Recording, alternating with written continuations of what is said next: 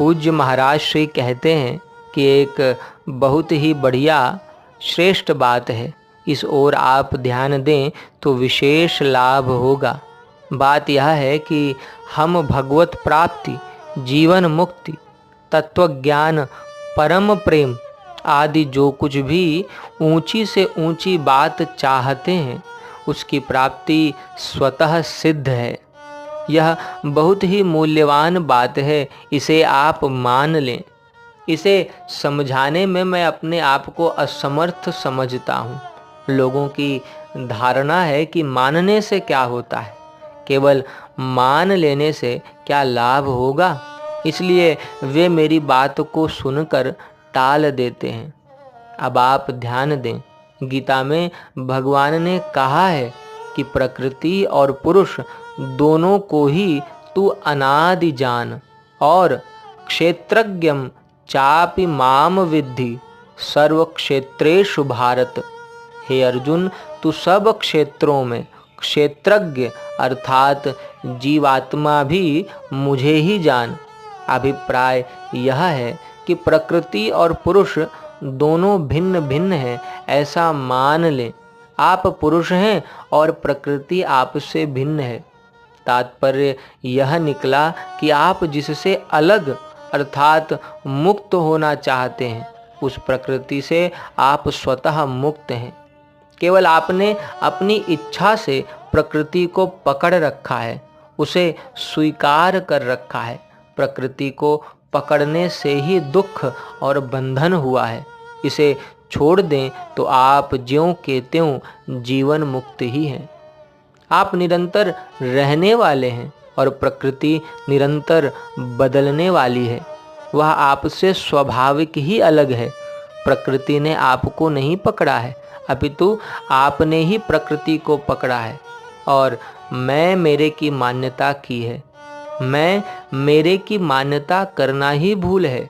यह जो इंद्रियों सहित शरीर है, यह मैं नहीं है और जो संसार है वह मेरा नहीं है। इस बात को मान लेना है और कुछ नहीं करना है, कारण कि वस्तुतः बात ऐसी ही है।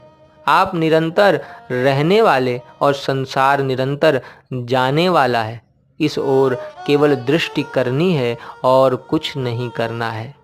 यह करना कराना सब प्रकृति के संसार के राज्य में है। जिस क्षण यह विचार हुआ कि हम संसार से अलग हैं, उसे क्षण मुक्ति है। संसार से संबंध मानने में खास बात है उससे सुख लेने की इच्छा। यह सुख लेने की इच्छा ही संपूर्ण दुखों, पापों, अनर्थों, दुराचारों आदि की जड़ है।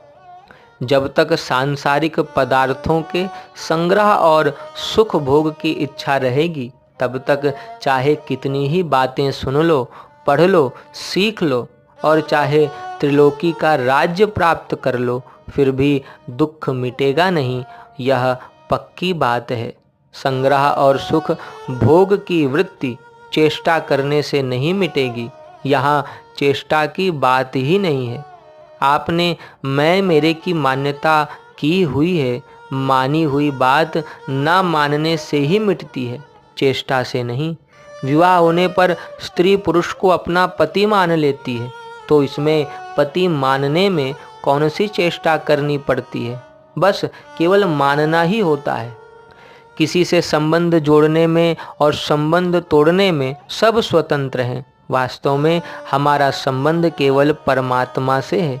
भूल से ही हमने प्रकृति से संबंध जोड़ लिया है। अब उस माने हुए संबंध को तोड़ लेना है, बस यही काम है। परमात्मा से हमारा संबंध स्वाभाविक और सच्चा है और प्रकृति से हमारा संबंध अस्वाभाविक और बनावटी है।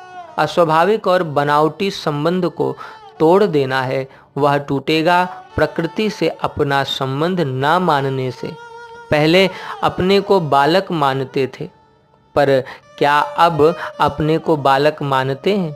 तो जैसे बालकपन के साथ आपने मान्यता की थी, वैसी ही अब जवानी के साथ मान्यता कर ली कि मैं जवान हूँ। ऐसे ही मैं रोगी हूँ, मैं निरोगी हूँ आदि मान्यताएं कर लीं। वृद्धावस्था के साथ मान्यता कर ली और फिर मृत्यु के साथ मान्यता कर ली। विचार करें कि मान्यता करने के सिवाय आपने और कौन सी चेष्टा की। जैसे आपने पहले अपने को बालक माना, वैसे ही अब आपने अपने आप को बालक ना मानकर जवान मान लिया।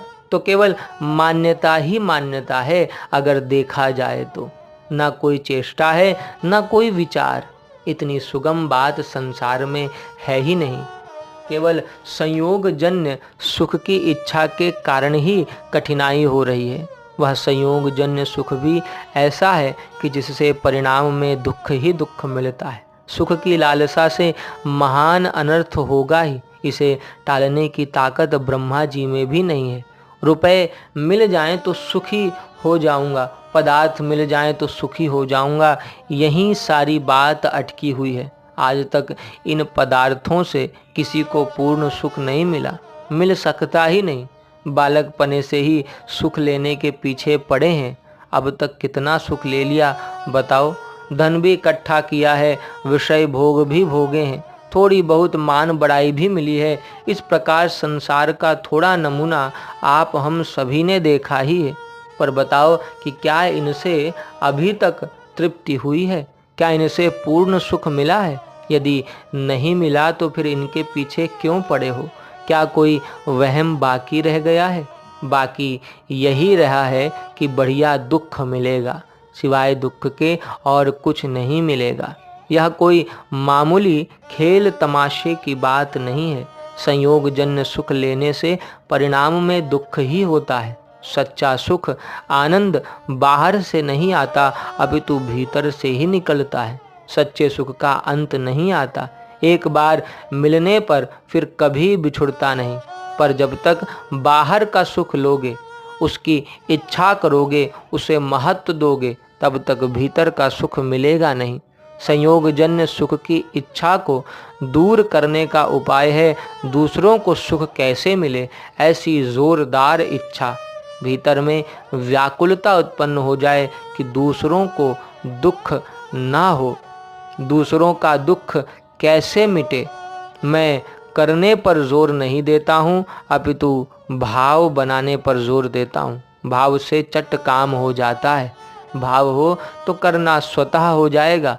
संपूर्ण प्राणियों के सुख का भाव होने पर अपने सुख की लालसा सुगमता पूर्वक मिट जाएगी और अपने सुख की लालसा मिटने पर प्राप्त वस्तु मुक्ति, प्रेम आदि का अनुभव सुगमता पूर्वक हो जाएगा, सुगमता पूर्वक हो जाएगा। जय सीताराम।